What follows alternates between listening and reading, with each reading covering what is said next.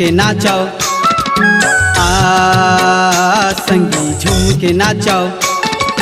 कर्मा के ताल माँ मांदर के थाप माँ झूम के नाचो। कर्मा के ताल माँ मांदर के थाप माँ झूम के नाचो।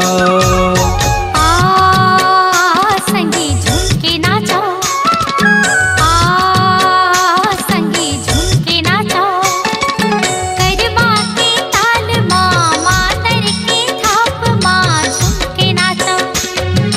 कर्मा के ताल माँ मांदर के थाप माँ झूम के नाचो।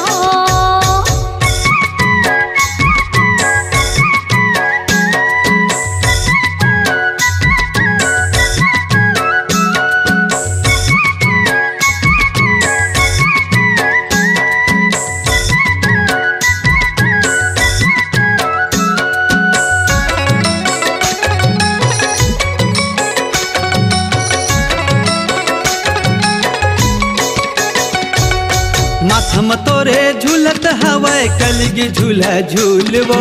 लहर लहर लहस जाए सरसों के फूल वो।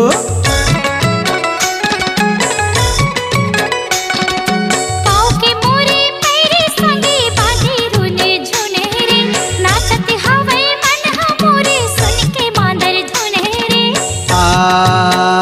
संगी झूम के नाचो,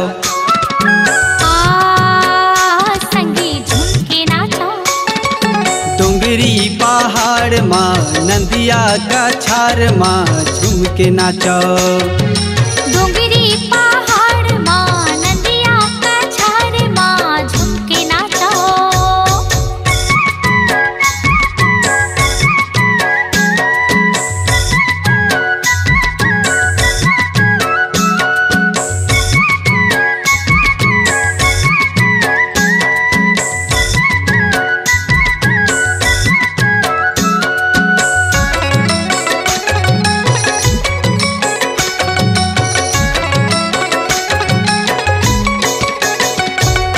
सरर सरर हवा चले डोले डारा पाना वो।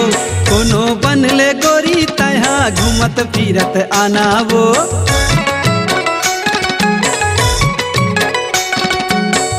कुमारी कोली बन मसुआ गावे गाना रे।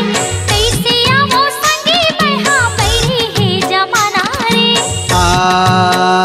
संगी झूम के नाचो,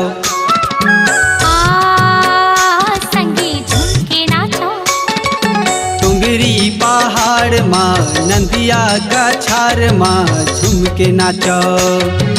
डोंगरी पहाड़ माँ नंदिया का छार माँ झूम के नाचो। संगी झूम के नाचो, संगी झूम के नाचो। डोंगरी पहाड़ माँ नंदिया का छार माँ झूम के नाचो। कर्मा के ताल माँ मांदर के थाप माँ झूम के नाचो।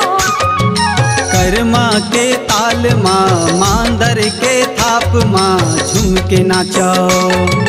कर्मा के ताल माँ मांदर के थाप माँ झूम के नाचो। कर्मा के ताल माँ मांदर के थाप माँ झूम के नाचो। कर्मा के ताल माँ मांदर के थाप माँ झूम के नाचो। अपनी आवाज को दीजिए एक नया मुकाम। डिजिटल रिकॉर्डिंग की दुनिया का जाना पहचाना नाम स्वरांजलि, जहां गूंजती हैं ध्वनियां अपनी माटी की सौंधी सुगंध के साथ। छत्तीसगढ़ी संगीत के विविध रंग जो पहुंचाते हैं पूरे प्रदेश में डिजिटल रिकॉर्डिंग के संग। स्वरांजलि स्टूडियो, नेमीचंद गली नंबर 2, गंजपारा, रायपुर।